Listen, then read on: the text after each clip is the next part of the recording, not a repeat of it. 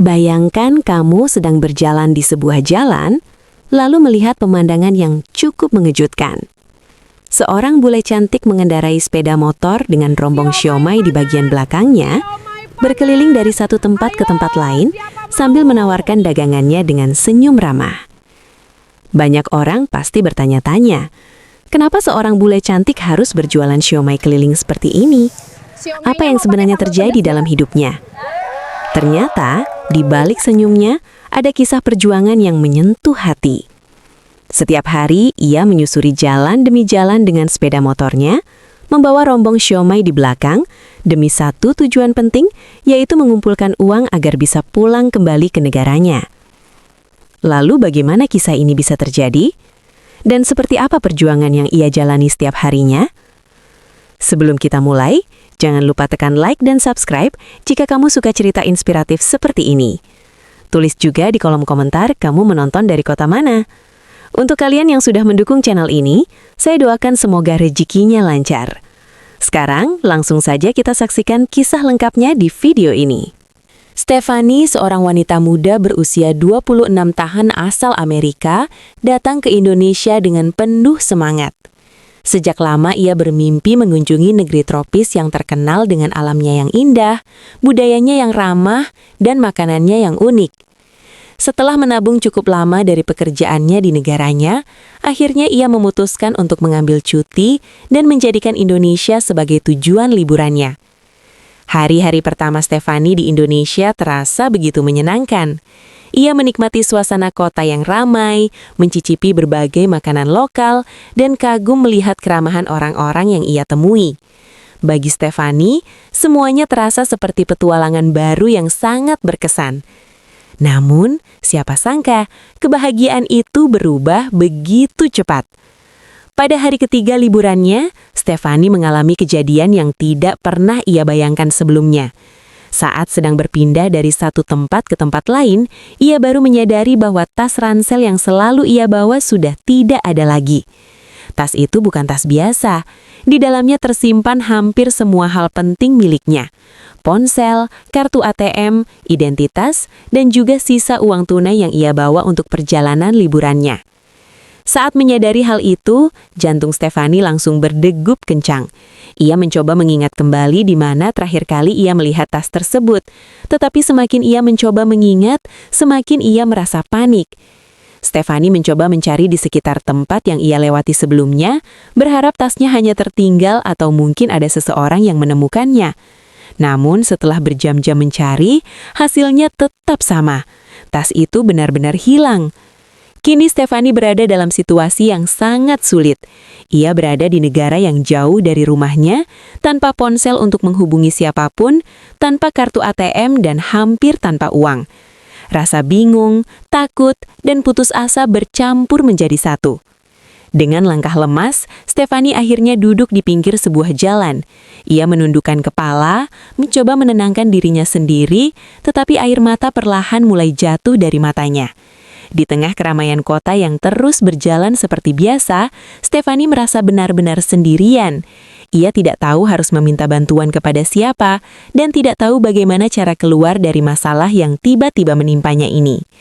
Di saat itulah, sebuah pertemuan tak terduga akan mulai mengubah jalan hidupnya selama berada di Indonesia. Stephanie masih duduk di pinggir jalan dengan perasaan campur aduk. Matanya terlihat sembab karena menahan tangis. Sesekali ia menatap orang-orang yang lalu lalang di depannya, namun tidak ada satupun yang benar-benar memperhatikan keadaannya. Di tengah keramaian itu, Stephanie merasa seperti benar-benar sendirian. Tak jauh dari tempat Stephanie duduk, seorang pemuda sedang mendorong rombong siomay yang terpasang di belakang sepeda motornya. Pemuda itu bernama Safri, berusia 28 tahun. Setiap hari, Safri berkeliling menjajakan siomay di sekitar kawasan tersebut untuk mencari nafkah. Hari itu Safri sebenarnya sedang bersiap untuk melanjutkan jualannya seperti biasa. Namun pandangannya tiba-tiba tertuju pada sosok wanita asing yang duduk sendirian di pinggir jalan.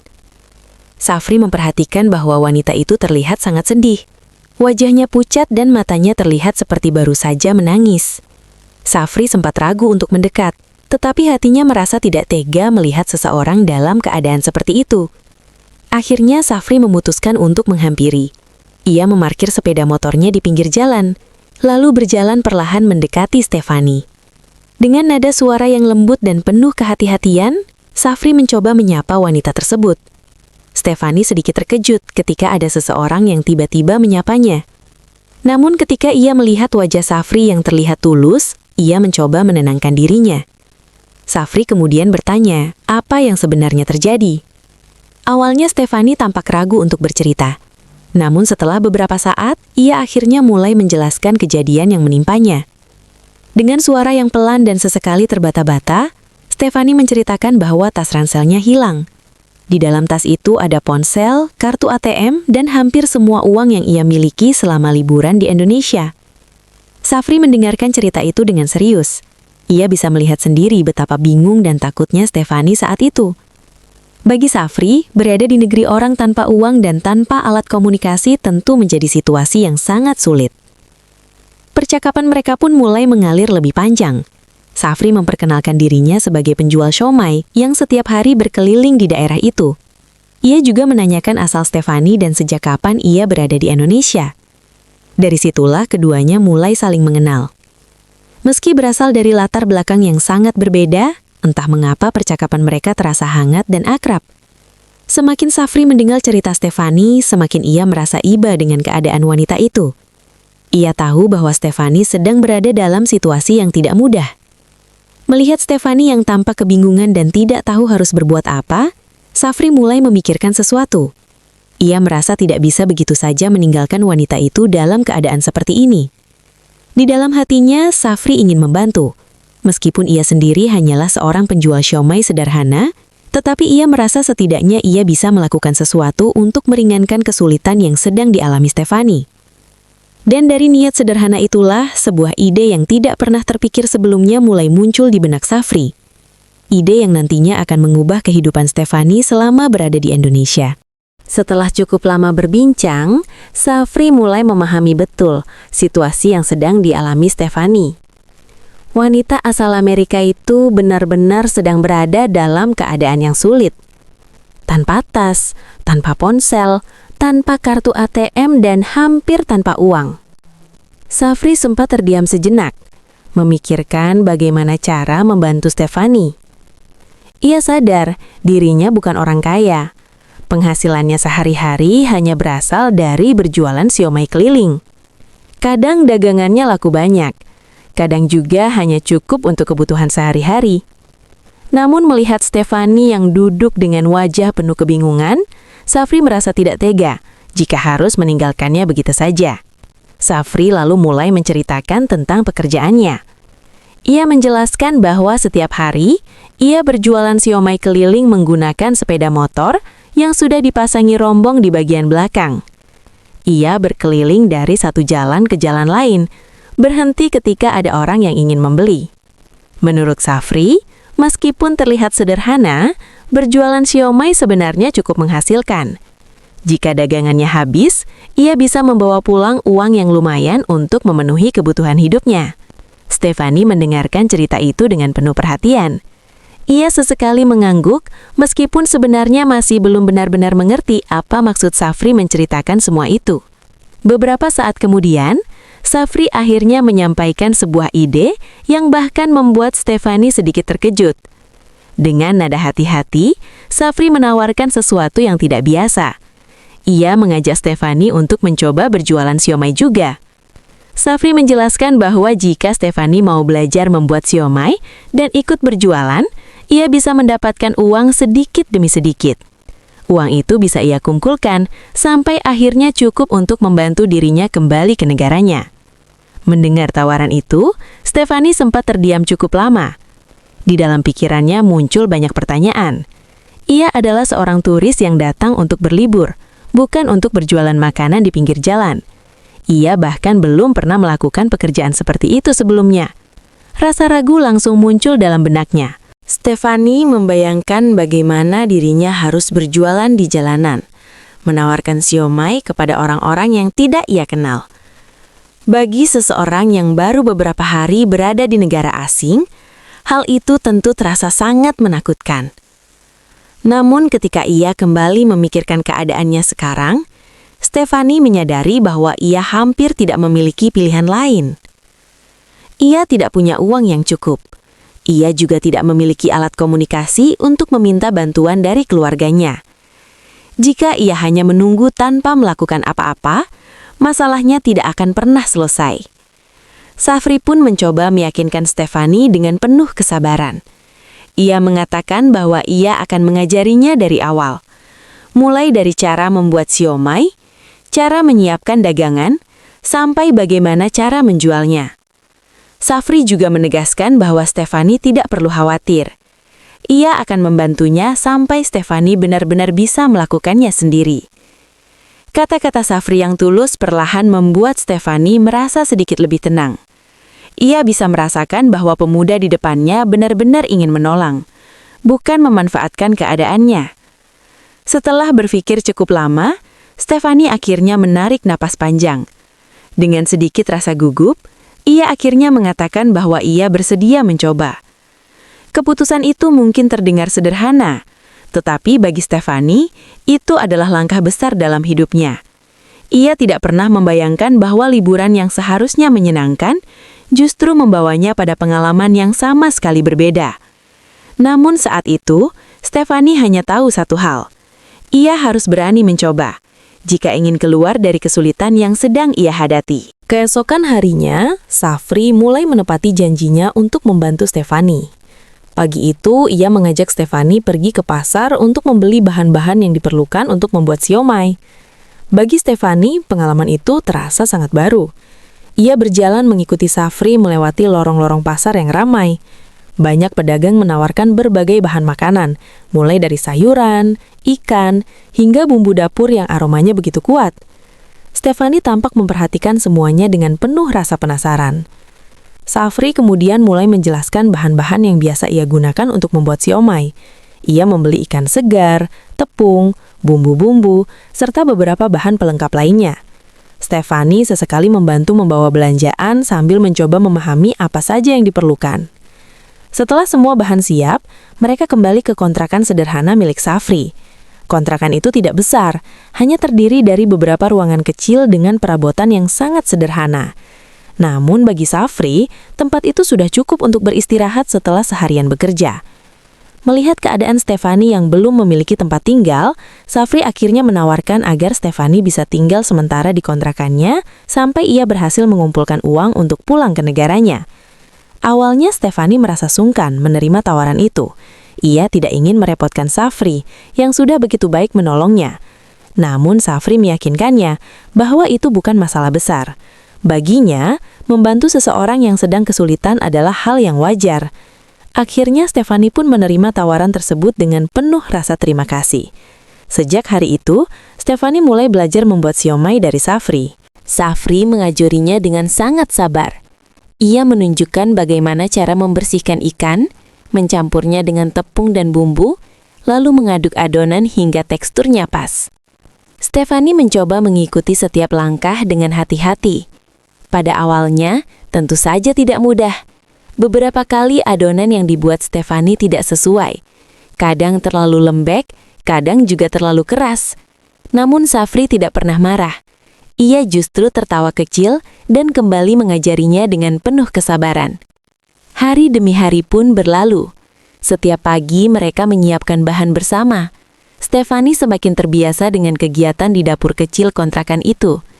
Tangannya yang sebelumnya kaku, kini mulai lebih terampil membentuk adonan siomay. Safri juga mengajarkan cara menata siomay di dalam kukusan dan menunggu hingga matang dengan sempurna. Aroma siomay yang mengepul dari kukusan perlahan memenuhi ruangan kecil itu. Semakin lama, Stefani mulai menikmati proses belajar tersebut. Ia merasa bangga setiap kali siomay yang ia buat terlihat semakin rapi dan enak. Tanpa disadari, kegiatan sederhana itu perlahan membuat Stefani merasa memiliki harapan baru. Ia tidak lagi hanya duduk kebingungan memikirkan masalahnya. Kini ia sedang belajar sesuatu yang mungkin bisa menjadi jalan untuk mengubah keadaannya. Setelah beberapa hari belajar membuat siomay, Safri merasa Stefani sudah cukup memahami prosesnya. Adonan yang ia buat sudah mulai rapi. Bentuk siomainya juga semakin bagus. Bahkan rasanya tidak kalah dengan siomai buatan Safri sendiri. Suatu pagi, setelah semua siomai selesai dikukus dan dimasukkan ke dalam rombong, Safri memandang Stefani sambil tersenyum. Ia merasa sudah waktunya Stefani mencoba langkah berikutnya. Safri kemudian menjelaskan bahwa hari itu Stefani akan mencoba berjualan untuk pertama kalinya. Mendengar hal itu, Stefani langsung merasa gugup. Ia memang sudah belajar membuat siomai, tetapi berkeliling menjualnya kepada orang-orang adalah hal yang sama sekali berbeda. Safri lalu menunjukkan sepeda motor miliknya yang sudah dipasangi rombong siomai di bagian belakang. Motor itu sudah lama menjadi teman setianya berjualan setiap hari. Safri menjelaskan bahwa mereka akan menggunakan motor itu secara bergantian. Siang hari, Stefani yang akan berkeliling menjajakan siomai. Sementara pada malam hari, Safri yang akan kembali melanjutkan berjualan seperti biasanya. Dengan cara itu, mereka berdua tetap bisa mencari penghasilan, meskipun hanya memiliki satu sepeda motor. Sebelum Stefani berangkat, Safri mengajarinya beberapa hal penting. Ia menunjukkan bagaimana cara berhenti dengan aman ketika ada pembeli, bagaimana membuka rombong, menyiapkan piring, hingga cara menyajikan siomai dengan bumbu kacang. Safri juga memberi beberapa saran sederhana. Ia mengatakan bahwa yang terpenting adalah bersikap ramah kepada setiap orang yang ditemui. Stefani mendengarkan semua penjelasan itu dengan serius. Meski di dalam hatinya masih ada rasa cemas, ia mencoba menguatkan dirinya. Akhirnya, dengan sedikit rasa gugup, Stefani mulai mengendarai sepeda motor itu perlahan menyusuri jalan. Hari itu menjadi pengalaman yang tidak akan pernah ia lupakan. Beberapa orang yang melihatnya tampak terkejut. Tidak setiap hari mereka melihat seorang wanita bule berkeliling menjual siomai menggunakan sepeda motor dengan rombong di belakangnya. Ada yang hanya melihat dengan penasaran, ada juga yang mendekat dan mencoba membeli. Awalnya Stefani masih terlihat canggung ketika melayani pembeli, namun perlahan ia mulai terbiasa. Ia mencoba tersenyum, berbicara dengan ramah, dan menyajikan siomai sebaik mungkin. Ketika matahari mulai turun dan siang berganti sore, Stefani akhirnya kembali ke kontrakan Safri. Wajahnya terlihat lelah, tetapi juga penuh semangat. Di tangannya ada sejumlah uang hasil jualan hari itu. Melihat hal itu, Safri ikut merasa senang. Ia tahu bahwa langkah kecil yang mereka mulai hari itu bisa menjadi awal dari perubahan besar bagi Stefani. Setelah Stefani beristirahat, malam harinya Safri kembali membawa motor itu keluar untuk melanjutkan berjualan seperti biasanya. Begitulah hari-hari mereka mulai berjalan. Siang hari Stefani berjualan keliling, sementara malam hari Safri yang mengambil giliran. Mereka berdua bekerja keras dengan cara mereka masing-masing, berharap sedikit demi sedikit uang yang terkumpul bisa membawa Stefani kembali ke negaranya suatu hari nanti. Hari demi hari, Stefani semakin terbiasa dengan rutinitas barunya. Ia mulai mengenal jalan-jalan yang paling ramai, tempat orang sering berhenti membeli, dan cara menyapa pembeli agar mereka merasa nyaman. Semakin sering ia berjualan, semakin percaya diri pula ia menghadapi pelanggan. Namun yang tidak pernah ia bayangkan adalah respon masyarakat terhadap kehadirannya. Banyak orang yang melihat Stefani yang berjualan siomay seorang diri merasa penasaran. Seorang wanita bule yang santai berkeliling dengan sepeda motor dan rombong siomay jelas bukan pemandangan yang biasa. Awalnya ada beberapa orang yang hanya menatap dengan kagum. Beberapa mengeluarkan ponsel mereka untuk mengambil foto, sementara yang lain mencoba membeli siomay sekadar ingin mencoba. Perlahan, kabar tentang wanita bule penjual siomay mulai tersebar dari mulut ke mulut. Dalam waktu sekitar seminggu, sesuatu yang tak terduga terjadi. Pelanggan mulai berdatangan lebih banyak dari biasanya. Beberapa orang datang karena penasaran, beberapa lagi karena mendengar cerita dari teman atau keluarga mereka. Stefani mulai mengenali wajah-wajah pelanggan tetap yang rutin membeli setiap hari. Cerita tentang Stefani bahkan mulai viral di media sosial. Foto dan video singkat orang-orang yang berinteraksi dengannya tersebar, membuat banyak orang ingin mencoba siomay buatan wanita bule itu. Rasa penasaran dan kekaguman terhadap keberaniannya membuat banyak orang mendukung dan menyukainya. Hampir setiap hari, siomay yang dijual Stefani selalu habis. Dari pagi hingga sore, ia terus berkeliling, menawarkan dagangannya dengan senyum ramah dan semangat yang semakin terlihat. Syafri yang melihat perubahan ini pun ikut merasa bangga. Ia tak menyangka bahwa rekan belajarnya yang awalnya ragu, kini bisa menarik perhatian banyak orang. Kehadiran Stefani tidak hanya membuat siomay mereka laku keras, tetapi juga memberi semangat baru bagi Syafri. Mereka berdua menyadari, kerja keras dan kesabaran selama ini akhirnya mulai membuahkan hasil. Ternyata, keberanian Stefani untuk mencoba sesuatu yang sama sekali baru tidak hanya membantunya mendapatkan penghasilan, tetapi juga menghadirkan kisah yang menginspirasi banyak orang. Dari hanya seorang turis yang kehilangan tas, ia kini menjadi sosok yang dikenal dan disukai banyak orang. Bahkan hampir setiap orang ingin membeli siomaynya. Hidup Stefani yang sebelumnya terasa suram kini mulai terlihat cerah. Setiap hari adalah tantangan baru, tetapi juga sebuah pencapaian yang membuatnya semakin yakin bahwa ia bisa mengatasi kesulitan dan perlahan-lahan mengumpulkan uang untuk kembali ke negaranya.